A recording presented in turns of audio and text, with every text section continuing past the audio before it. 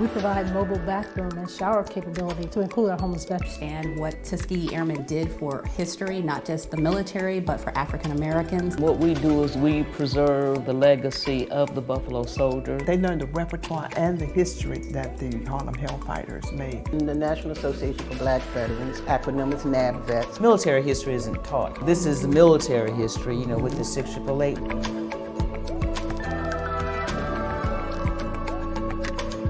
So now that we've gotten a little bit of background on each of your connection to the military, I know that everyone here represents an organization that is directly impacting either the community or veterans or the veteran community. So I just want you to take a few minutes to just tell me what organization you're working with or leading or have founded and what you're doing in the community. And I'm the CEO of April Showers. We provide mobile bathroom and shower capability to our homeless, to include our homeless veterans, all across the DMV.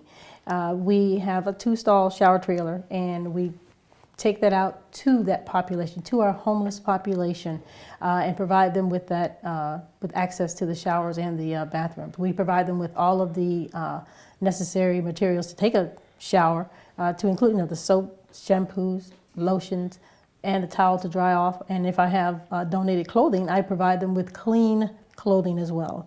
The most sought after items by the homeless are underwear, socks, and t-shirts. So I always have those items on hand to provide them as we go out and provide for that population. They're so often overlooked. They can be on the corner, and many people think that all they want is money. I've found that not to be true. What they would like to have is just a little bit of your time. Notice them. Say hello. They will speak back. Even those who some have mental health or behavioral health issues, they still like to be noticed, and hey, just say hello to them, and they will speak back. And I found that to be very important as I've gone around in the community to service that population.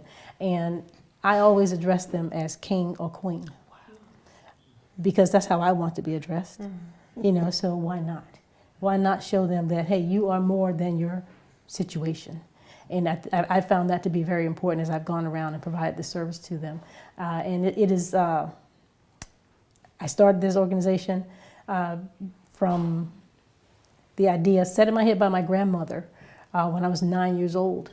I watched my grandmother make an impact on her community by giving out sandwiches to people walking down the street, by sharing her groceries with the lady down the street. Whatever she could do to help her neighbor, she did, and it stuck with me. And that's what started me on the road to providing shower and bathroom capability to the homeless. Thank you for that. That's very noble work. Yeah, and thank you. just restoring dignity to Yes. people who deserve it. Exactly. Something as simple as a shower. And clean clothes. Yes. That's amazing. Thank you. Yes, ma'am. Yes, so I represent the East Coast chapter of Tuskegee Airmen Incorporated. We are one of the largest and oldest chapters of the Tuskegee Airmen organization. Many of the Tuskegee Airmen, unfortunately, have passed away. So our organizations that are in existence, we are there to preserve that legacy and to be able to educate the other people community-wide, be able to make sure everybody has an idea and understand what Tuskegee Airmen did for history, not just the military, but for African Americans, for aviation, aerospace, anything along those lines. They basically have paved the way for a lot of things that have happened over the years that we would not have today if it wasn't for that. We also want to make sure that we are empowering the youth of tomorrow, because if we aren't providing the resources and tools that they need for them to be able to sustain and grow, we won't have a future. We won't have that opportunity for them to create a legacy for them to carry on if we don't create something for them to be able to move forward on. So that's largely what we do as an organization. My role, I have been involved with the organization since 2010. I've served on the board of directors in several different positions, and I'm currently with the education committee, and we are very, very much so involved with making sure we have the opportunity for our youth as they graduate high school and go on to pursue college, that we provide scholarships for them and making sure they have those opportunities available. We also have a very large youth and aviation program in which we are training kids, high school age kids, to be able to get their pilot's license. And so, yes, it's really amazing. I've actually been in an aircraft with someone who was 16 who was flying. I was like, oh my gosh. But it happens. They learn quite a bit. They're able to sit for their pilot's licenses and be able to become aviators if they so desire.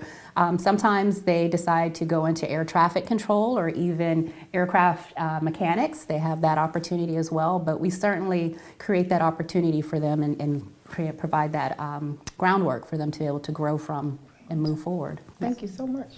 I'm representing the Buffalo Soldiers Association of West Point. And what we do is we preserve the legacy of the Buffalo Soldiers. We educate the community about Buffalo Soldiers. We outreach as well. Right now, the Buffalo Soldiers, of course, as it implies, is the headquarters is located in West Point. But we are expanding nationwide. We have a presence in Houston, Texas, where we are doing events there. We have an arm called Operation Impact, and we work with veteran families and youth. We establish programs such as STEM, and we do other outreach type programs. For example, in Harford County back in May 2023, we had a program about Black women veterans trauma and PTSD. And we invited the community, to come to that. We've also done blood drives for sickle cell. We've done toiletry drives and clothing drives and hugs for veterans at Perry Point. So what is hugs? Hugs are hats, underwear, gloves, scarves, and socks. And so we collect those hugs and present them to the veterans at Perry Point. In August, we did a backpack giveaway for the community, of which contains quite a few veterans. And so we gave away almost 500 backpacks filled with school supplies. So we focus on just keeping the legacy of the Buffalo Soldiers alive, especially the 9th and 10th Cavalry. Those soldiers did a lot for the military, a lot. They're involved with the history of the military. Great. Thank you so much. Such a broad outreach perspective that you have.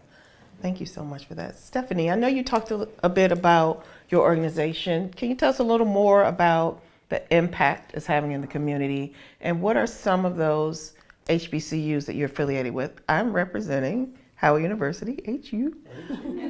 So especially happy to be doing this project for WHUT. The 369th Experience is a 501c3 organization, and we do have an educational component that we have a K through 12 study guide that meets the Department of Education standards for certain core subjects. We have a college resource guide that was done by Dr. David Terry Taft from Morgan, another HBCU.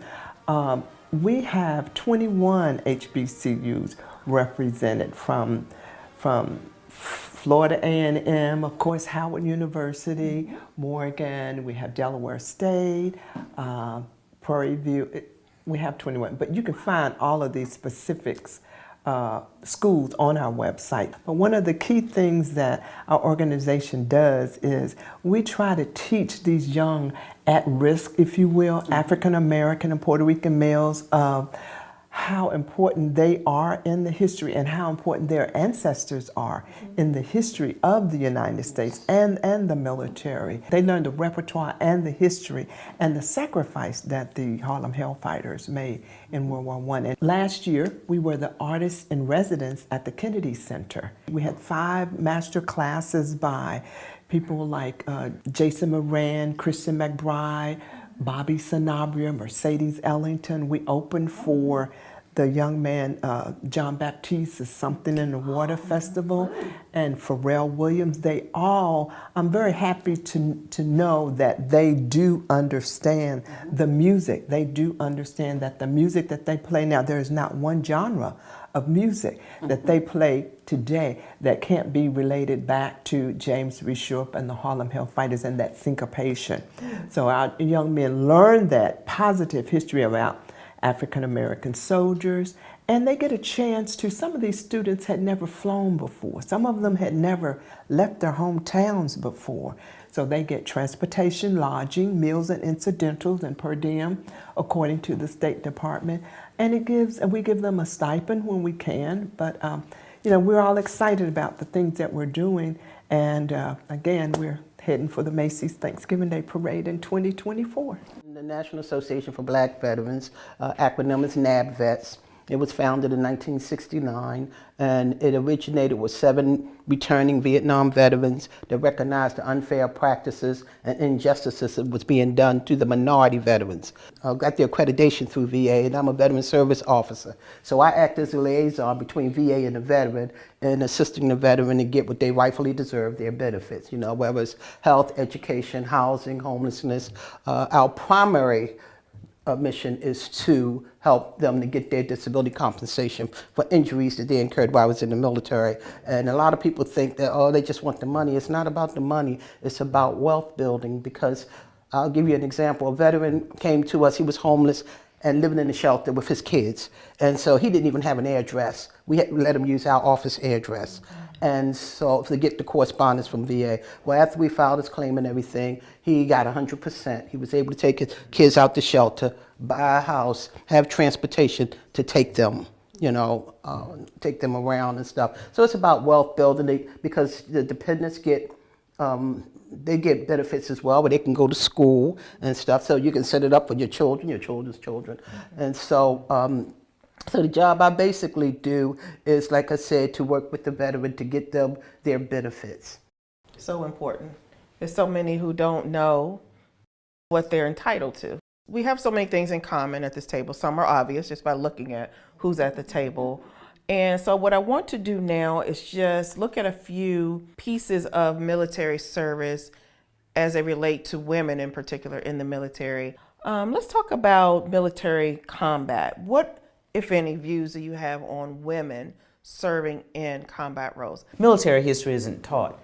Just some very basic. So this is military history, with the 6888, but it puts it in a broader context, because that was the front runner of a lot of things. Women joined the military, desegregating the armed forces and the civilian workplace. Truman's order in 1948. There was one, Women's Service Integration Act in June. In July, you also desegregated the armed forces and the federal workforce. But all that came about because of World War II. Right, that's right. Because in 1925, the Army War College did a study and basically said, the Negro soldier is not fit. That's right. And it's horrible to read now. Since you are still serving, do you have any thoughts on that? I think it's something that we have to keep in mind, that if we are all wearing the uniform, we all should have equal access to the work that we're asked to do. Just because a person is a female does not mean that she's lesser than or can be in a diminished capacity in comparison to her counterparts. And so if they can meet the requirements to be in that career field, they can meet all of the physical agility tests and pass all the physical agility tests and meet all the standards, then by all means, they should have that opportunity to serve in combat. The guys didn't like it because they felt obligated if they became a prisoner of war, and they felt like they would have to protect them and keep them from being raped and stuff like that. But then again, there was a lot of squeamish guys out there that ran away and didn't last too. Even when they start the military, don't ask, don't tell, and then a lot of them conscientious objectors when the war kicked out and kicked off and everything. So I believe the females should have the same right and respect and admiration. And I've actually been in a training environment where we've had just that. A male and a female went into a simulated burning building. The male could not make it out. The female carried the male out on her shoulder, took him out, and then went back in and got the mannequin. So you know, it's all about, can the person meet the requirements? If they can meet the requirements and it's something they want to do, then absolutely. Given certain situations, we really don't know how we will respond and how we will act. So women are resilient, and they will do what they have to do to get through this situation and to survive. So that means even in conflict. We don't have the traditional battlefield where you're going to go up and be in the foxhole and shoot. That battlefield, when you have the IEDs, it's behind now, and it reaches the combat service support, the service support soldiers who are populated with women. And a lot of women deploy frequently like the men do, and they are in those combat environments. They're in the rear, but they're the quartermaster people who are delivering the supplies and the ammo. So they're in the rear, but they're not. They're on that battlefield, and they're subject to you know, being ambushed. They're subject to hitting an IED and the vehicle, you know, exploding. So I think the narrative has changed because the battlefield has changed. And so you can go, a woman can go and say, no, I'm not going to be combat arms. I'm not going to be infantry. Let me just go be quartermaster. Let me just support the effort, and then find herself in an environment where there's conflict. And so if a woman will stand up and say, yes, I want to go to combat, you best believe she's ready, because she has not taken that lightly. Even though, you know, their job doesn't require them to be in the foxhole, when them bullets start flying, it doesn't have name on it, doesn't have gender on it, and it doesn't have branch of service. One instance, a bunch of females, okay, bullets start flying. You better believe none of us ran, okay? We didn't turn tail. You know, we did what we had to do. We did our jobs. We stood up and shot back when necessary. Being a medical service corps officer, you know, people don't expect us to do that, but we are trained to do that. Absolutely. Because we are soldiers Absolutely. first. Yes. Period. Hood. And we are going to do what we need to do in order to first take care of ourselves and our buddies next to us. Absolutely. So when you're trained, when you're a soldier, you're a soldier. It doesn't matter if you're wearing lieutenant colonel rank, which I was, or the E4 standing next to me. We are soldiers, and we're going to look out for each other. That's what we do. You made a great point about the combat service support efforts not being immune to the war effort. Yeah, okay, some people draw this imaginary line around where they feel combat service support is going to be. That line does not exist in today's war zone. So shifting gears a bit, another area of service-related issues that is getting more attention these days, but not enough, and that is of harassment and assault of women in the military. And I recognize that women are at a higher risk. I know it happens to both men and women, but the risk seems to be higher for women, and that can lead to a hostile work environment. It could lead to psychological issues, PTSD diagnosis. One day I was really feeling kind of down because I was new in the job. My commander had told me that this young lady was coming to get some paperwork signed. And I'm like, okay, she better hurry up and get it. It's 10 minutes to 4. I leave at 4 o'clock. And so the lady came in and I explained everything to her. And then I gave her the paper and she started signing. Then she started talking. And for the next hour and a half, she was just unleashing. And I'm sitting up here saying to myself, shut up. Don't open your mouth. Don't say nothing, because I like to talk. Listen, because she is telling the story. And so after I listened to her, I said, I'm sorry. I say, I was fortunate enough that I was not assaulted in the military.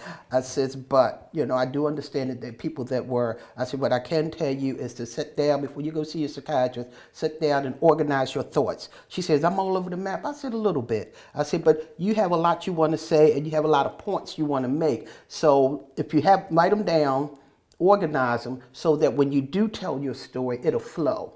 You know, and so after I went home and I sat in my recliner, I said, Lord, I thank you, because I was this close to saying, I can't do this job. I said, but you sent that woman to me, and that let me know this is why I'm here, because I deal with a lot of women that have that are victims of sexual assault. You know, and this is the same person that I was talking about. That was her second enlistment in the military. Her first enlistment, she had gotten raped when she was in Korea. Left out the military, was gone for 8 years, and decided to go back in because she really wanted to serve her country, and decided to go back in. And guess what? She had to deal with these senior NCOs, you know, that was tormenting the junior soldiers and stuff. And it's just a shame. Yes. And the woman is labeled. The victim is labeled. Yeah. You And know. she's the one that is moved, not him. What did Quite you do? often, she is the one. What did you that's do moved. to What did encourage you him? do? Yes. You the one walk around here with your Yes. dress too short and this, that, and the other.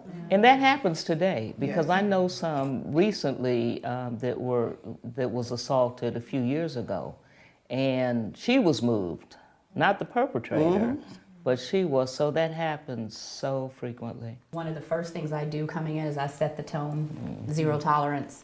I also make sure that anybody that has been a victim of something like that, to let them know that I am an advocate for them and they can come and talk to me and we will help them get resolved. And oftentimes, yes, the victim is moved. Sometimes it's a humanitarian reassignment just because they feel uncomfortable where they are. And even though it may not be a reality that anyone knows about the circumstance. Oh, they know.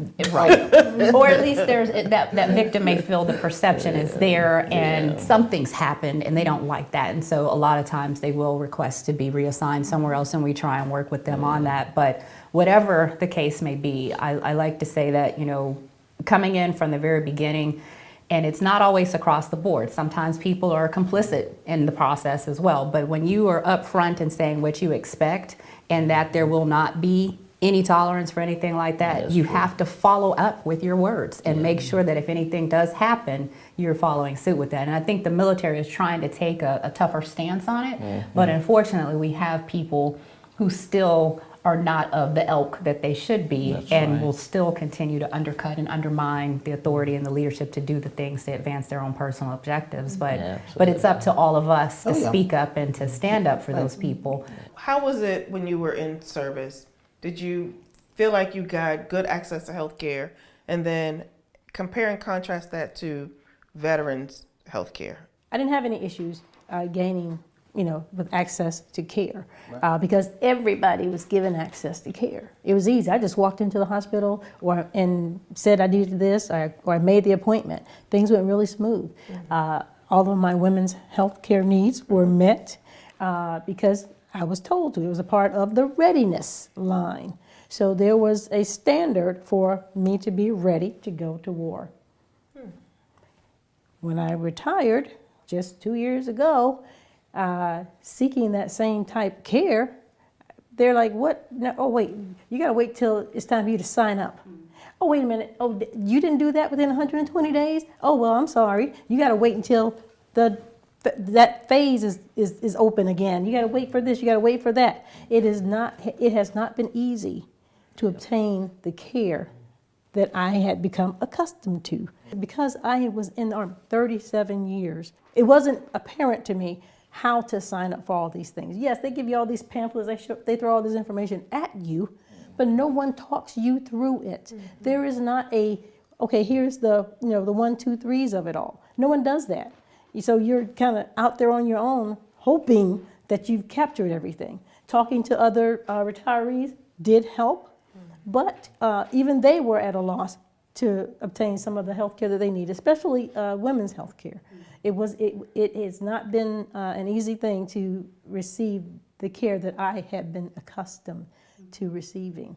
I was in a car accident while I was in the military, went one-on-one with an 18-wheeler, and I was shook up. I went to the doctor and I told him, I said, look, I need to see somebody. I said, I can't sleep.